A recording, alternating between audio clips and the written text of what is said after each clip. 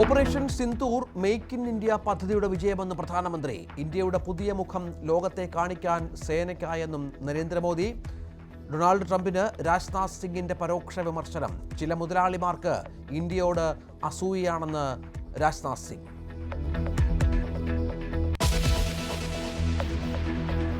Vote ക്രമക്കേട് ആരോപണം കടുപ്പിക്കാൻ vote ചോരി പോർട്ടലുമായി Congress. ജനങ്ങളുടെ പിന്തുണ തേടി രാഹുലിന്റെ ആരോപണങ്ങൾക്ക് പിന്നാലെ വെളിപ്പെടുത്തലുമായി ശരത് പവാറും. മഹാരാഷ്ട്ര തെരഞ്ഞെടുപ്പിന് തൊട്ടുമുൻപ് വിജയവാഗ്ദാനവുമായി രണ്ടുപേർ എത്തിയെന്ന് പവാർ.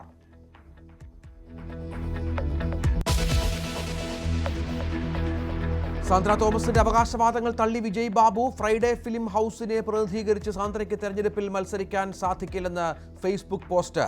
വ്യക്തിക്കല്ല കമ്പനിക്കാണ് സെൻസർ സർട്ടിഫിക്കറ്റ് നൽകുക എന്നും വിജയ് ബാബു. ചിലരുടെ കുതന്ത്രം പുറത്തുവരുന്നുവെന്ന് സാന്ദ്രയുടെ മറുപടി. തമാശയായി മാത്രം കാണാമെന്നും പ്രതികരണം.